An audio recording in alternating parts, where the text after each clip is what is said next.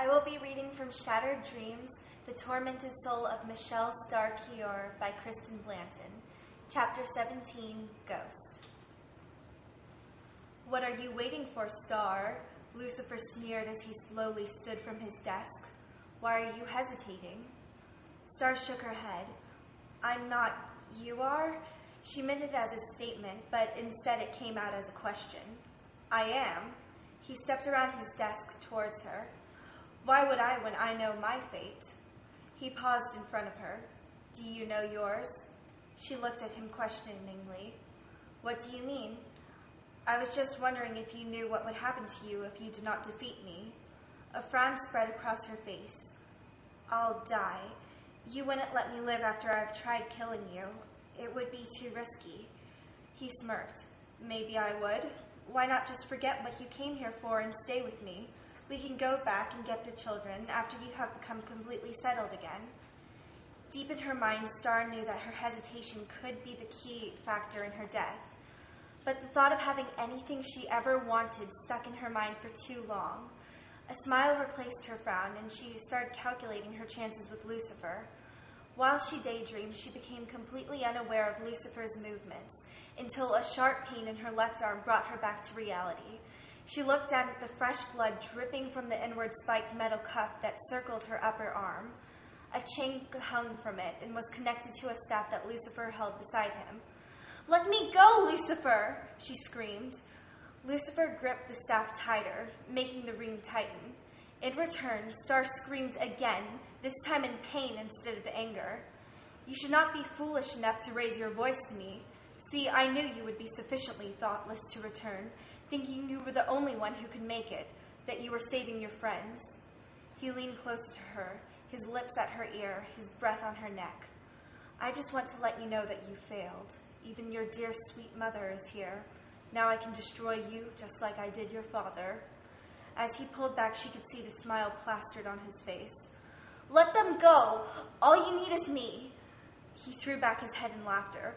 "The last time I allowed you to stay alive, they took you from me."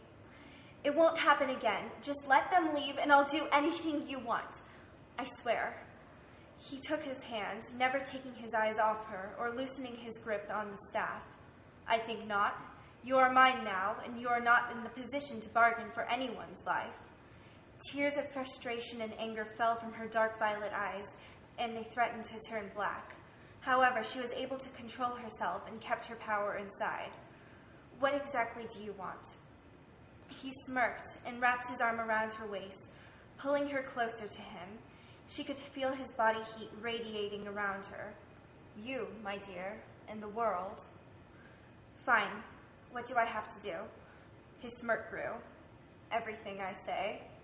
She nodded in agreement and knew that she had made the biggest mistake of her life returning without help.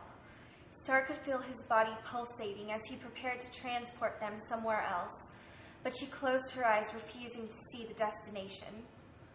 The sound of running footsteps and Lucifer's cruel laughter made her open them.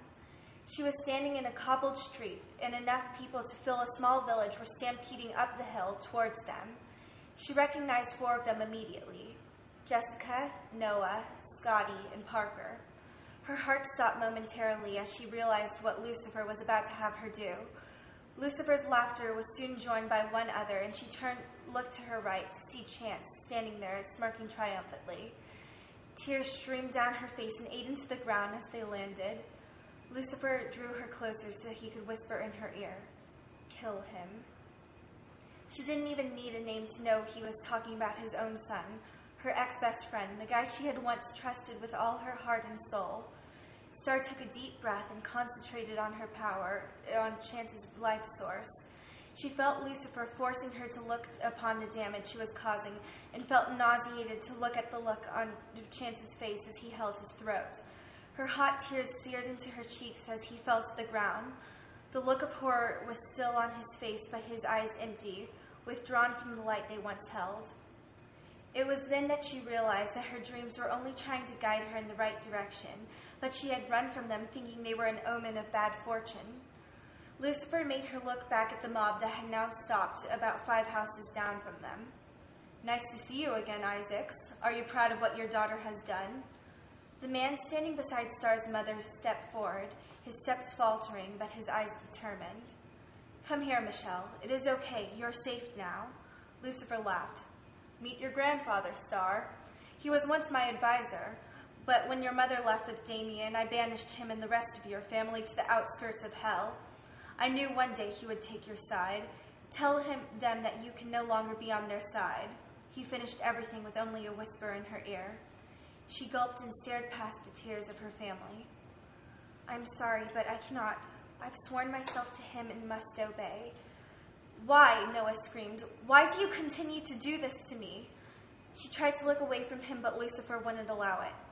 Tell him that you love me and that everything you ever said to him was a lie. Tears fell from her eyes like rain in a thunderstorm as she prepared herself for what she was about to say. Just forget about it, Noah. Everything I ever said to you was a lie. I love Lucifer, not you.